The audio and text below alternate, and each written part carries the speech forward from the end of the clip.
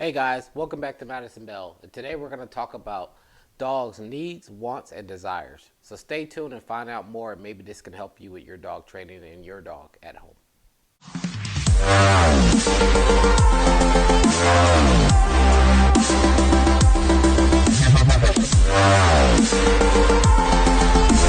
Madison Bell German Shepherd.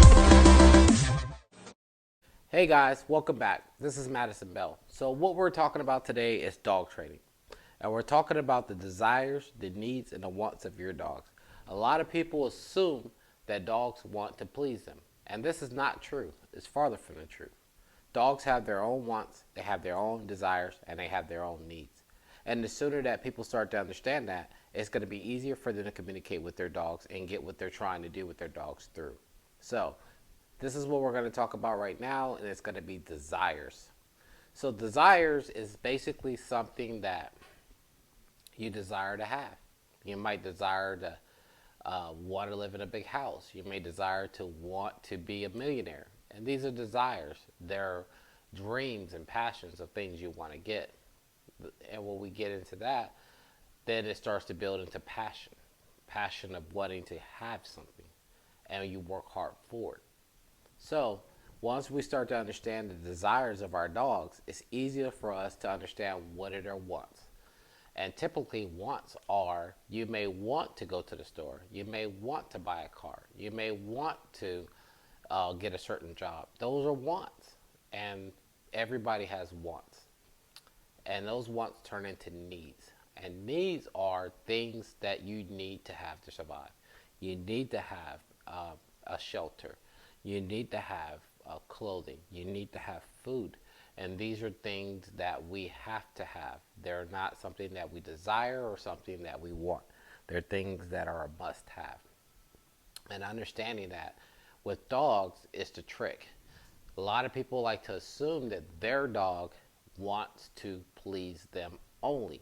And that's the only thing the dog wants to do. And this is further from the truth. I talk a lot about protection dogs and working dogs because that's what I deal with. So I don't really delve into pet dogs too much, even though I know they have the same traits and qualities. I try to stick with the working dogs, and the protection dog side. So now we're going to talk about that. Let's talk about the working dogs and their wants and desires. Working dogs want to work, whether it's for themselves or whether it's for its owner. This could be digging in the yard, chewing up furniture, barking at strangers, and chasing cats. Those are all a job, not one you like, but the one that your dog likes. So just because your dog is doing it doesn't mean that they're a naughty dog. It's just in their genetic makeup to want to do this. As the owner, your job is to turn their desire into one of the needs that they need from you. Like they need to get food from you. They need to get shelter from you. They need to get water from you. They need to have access to fresh air from you. So these are needs, and that the objective is to turn a dog's desires and wants into something they need is focused on you. So that is the trick to the game. You want your dog to need to sit. You need your dog to need to come to you. You want your dog to need to listen to you. And when dogs don't do this, people often tout, my dog is stubborn because they won't listen to me. They're not stubborn. They're just working out a want or a desire that they have that's uh, weighted way above the need that you have for them. So your trick is to psychologically trick your dog into thinking that whatever they want, they don't really want it unless you provide it to them. Then they really need it. So that's the trick of the balance of the game. So if your dog wants to go out and play and wants to do these things, then you take a tennis ball and you show the dog that they only want to do this and they need to do this when they're doing it with you, not by themselves. The trick is correlating the need, the want, and the desire, and having the dog rethink the way they do about doing certain things, so that when they do these activities, they do it because you want them to do it, and then they need to do it. not because they just want to do it and you're just following in a path. If your dog wants to go for a walk and you're like, oh my goodness, I'm going to take my dog for a walk because he wants to go for a walk, you're following into the dog's desires.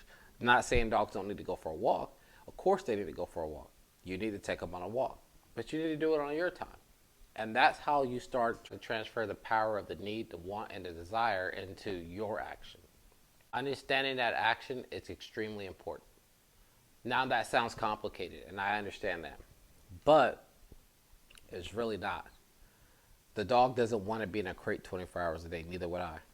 But your dog needs to be in a crate sometimes. You need to get your dog to understand when they are in a crate, it's a happy place. And they don't need to have anxiety, frustrated, angry, and have a lot of tension. So that is the name of the game. It's getting your dog to understand that their needs are your needs. And your needs need to be accepted. And some of their desires are not wanted desires. And they're not acceptable. And when owners start to figure out that little transition, they tend to have a better relationship with their dogs. Their dog understands them, understands what they're not supposed to be doing, understanding that resource guarding and growling over a bowl is not a wanted desire, and the owner does not like it, and they need to stop doing it. So that is the essence of what you're trying to do with your dog. Understanding your dog's desires, their wants, and their needs, and then transforming that into a more healthy environment for the dog so that they can coexist and not destroy your house and not chase the mailman and not bite the cat, but to be a healthy citizen inside of your home. So what desires and needs are very important. You can shape this behavior when they're puppies. This is the best time to do it. They don't really have a want or desire when they're a puppy. So this is the best time for you to go in and shape the behavior that you want them to have and that you expect for them to have. If you wait until they're a year or 2 years old to start shaping this behavior, it could be extremely difficult. So again, understanding the desires of your dog is extremely important.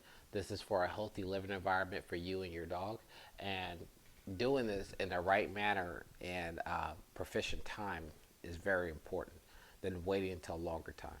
So again, that's me. That's Rodriguez Carter. This is Madison Bell, and I just wanted to relate the desires, wants, and needs of dogs. That way you can understand and communicate better with your animal.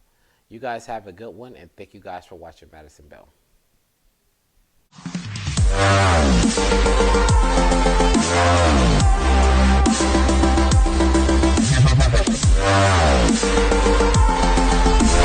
Madison Bell German Shepherd.